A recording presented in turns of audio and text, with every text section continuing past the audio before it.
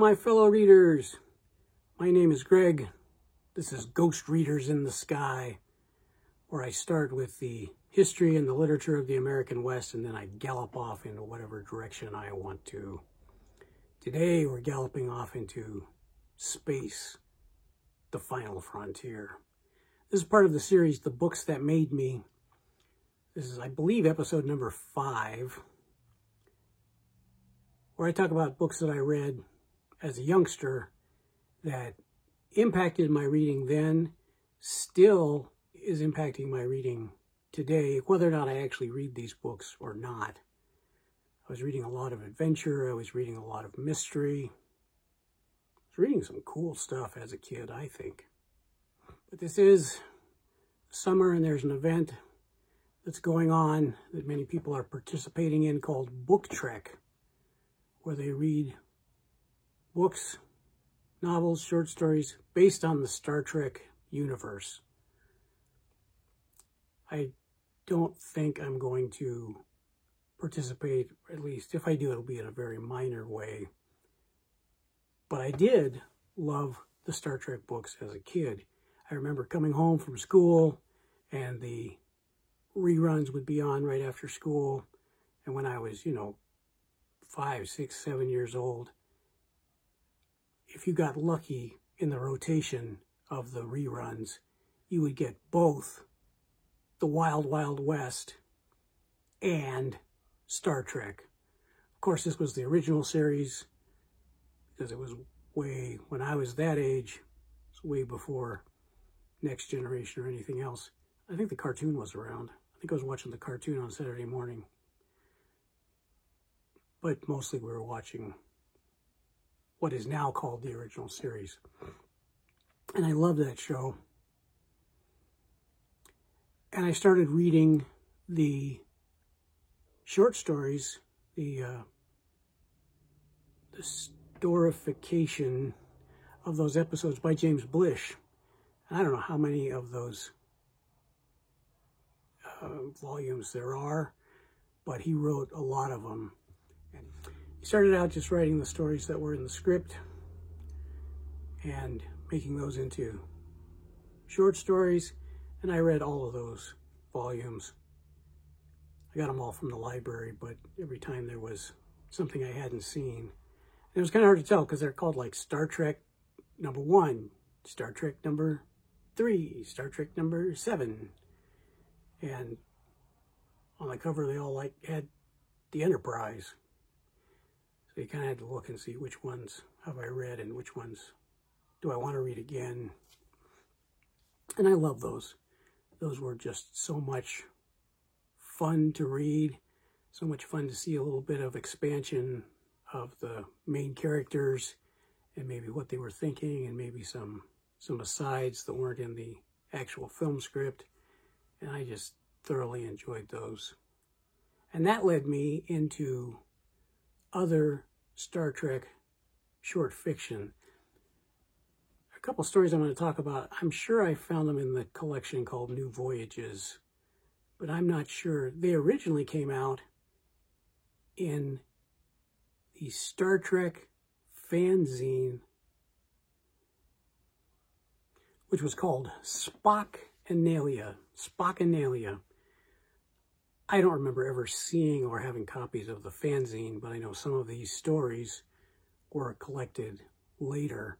And a couple that I really remember well are these two that make a good pairing, well, intentionally make a good pairing. First one was published in Spockanalia number 3, which was published in September of 1968. The story is called Visit to a Weird Planet. It was written by Jean Laura and William F. Hunt.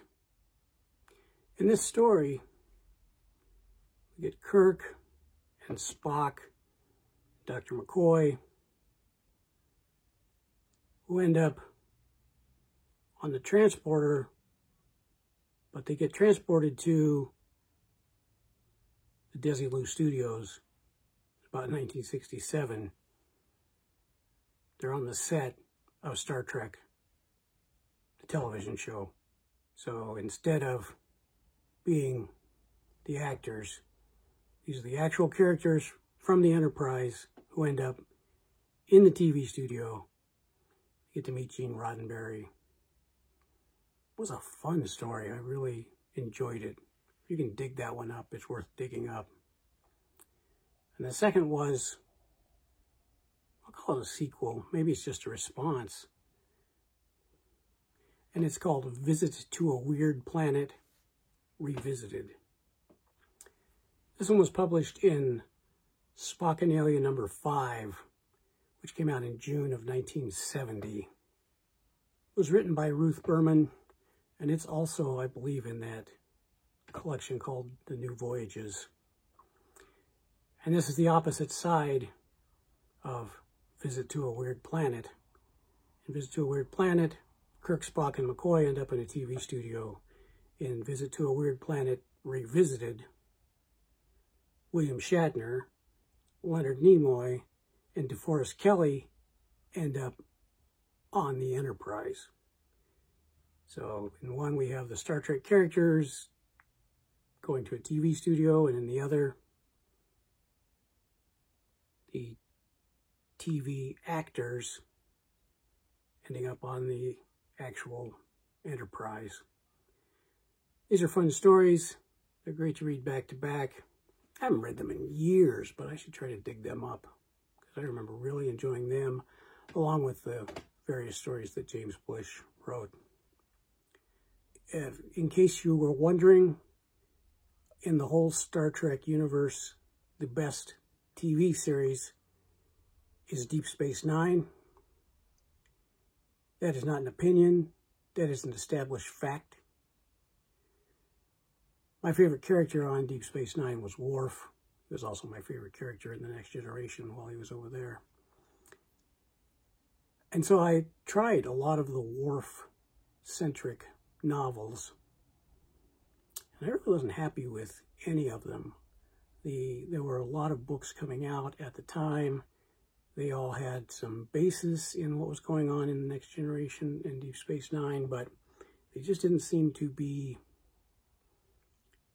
first of all, they didn't seem to be good character studies that told you more about the characters in the TV shows. They also didn't necessarily seem to have a whole lot of point.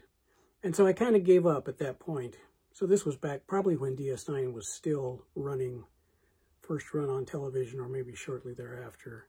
And I just never went back, and I never dug into Voyager or Enterprise or any of the other series. So for the time being, at least, I'm kind of off of the Star Trek book novelization short story bandwagon. But that does not in any way lessen my love of Star Trek, nor my love of those early story collections, particularly the ones James Blish did, and also some of the other short stories that came out early before the Star Trek universe expanded rapidly. So there it is, another episode in the Books That Made Me. Thanks for watching today. Till next time, my name is Greg. This is Ghost Readers in the Sky. And remember how an old cowpoke went riding out one dark and windy day.